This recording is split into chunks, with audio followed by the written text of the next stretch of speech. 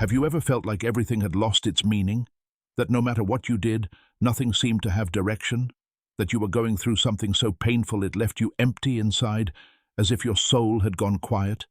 Viktor Frankl knew that feeling very well, and not from books. He knew it from real hell. He lived through hunger, cold, fear. He was imprisoned in Nazi concentration camps. He lost his wife, his parents, his brother, and yet he didn't break.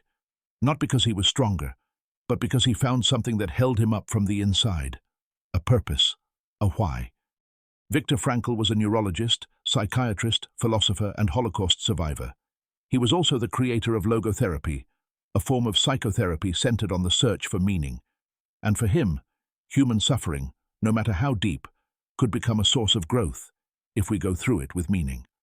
Frankl once wrote, "Those who have a why to live can bear almost any how." It's a powerful sentence, not a magical answer, but a deep truth. What destroys us is not pain itself, but the emptiness it leaves behind when we don't understand why it's there.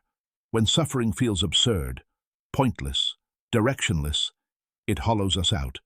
But when we find a reason, something to justify our struggle, the pain doesn't vanish, but it transforms. In the camps, Frankl noticed something that changed everything. Not all prisoners broke in the same way. Some endured more than others, and he realized the difference wasn't physical strength, or age, or health. It was in the mind, in the heart, in having a sense of inner meaning, something bigger than the pain. Many lived for something waiting beyond the barbed wire. A child, a book to finish, a cause. Others held on for someone who was already gone, but whom they wanted to honor with their survival. Frankl himself dreamed of rewriting the manuscript the Nazis destroyed when he was captured, and every time he felt himself collapsing, he thought of that. That why kept him standing. Logotherapy is based on this, helping each person find meaning in their life, even in suffering. Frankl shared stories that showed just how powerful this change of perspective could be. One of the most moving was about a man who had lost his wife. Grieving deeply, the man told Frankl he no longer wanted to live. He felt life had lost all value. Frankl gently asked him, "And what would have happened if you had died first, and she had been the one left behind?" The man paused, then replied, "That would have been awful for her." Frankl then said, "Then your suffering has spared her that pain. Can you see that, even within your sorrow, there is an act of love?" The man left that day changed. He hadn't stopped grieving, but for the first time, his suffering had meaning. These kinds of moments show us that sometimes it's not about changing reality, but about changing how we look at it. Not about denying pain, but about facing it with a different question. Why is this in my life? What can I build from what hurts?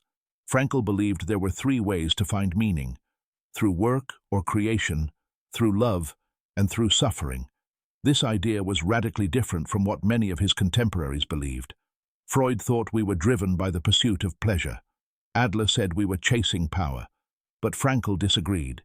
He argued that what truly drives us is the need for meaning. And that was his revolution in 20th century psychology. Creating something meaningful, loving someone deeply, or turning pain into a path of growth. Each of these is a way to respond to life's call. Not everything makes sense immediately.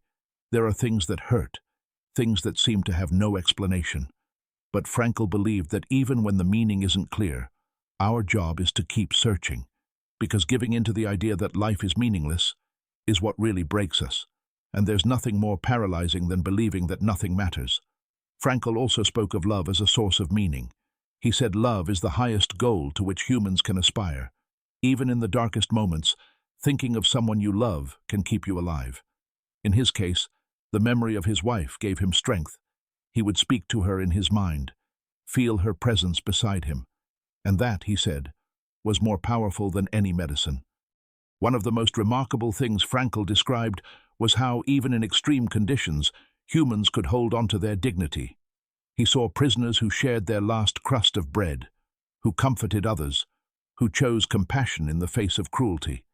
And that, he said, was proof that the human spirit can rise above despair. Logotherapy invites us to take full responsibility for our attitude toward life. We don't choose what happens to us, but we do choose how we respond. That quiet inner freedom, that silent choice, can be the difference between breaking and transforming. So, how do we apply this? First, find your why. It doesn't have to be heroic. It can be simple: caring for someone, healing a part of yourself, leaving a message for the world, something that makes your struggle not in vain. Write it down, say it aloud, repeat it when you feel like falling. Second, choose your attitude. Not everything can be changed, but how you face it, that you can decide.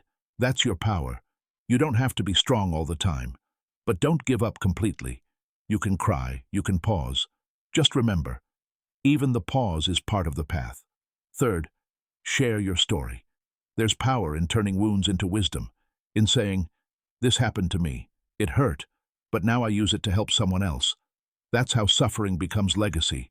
It becomes a bridge, a mirror, a guide for others still searching. Fourth, allow yourself to change.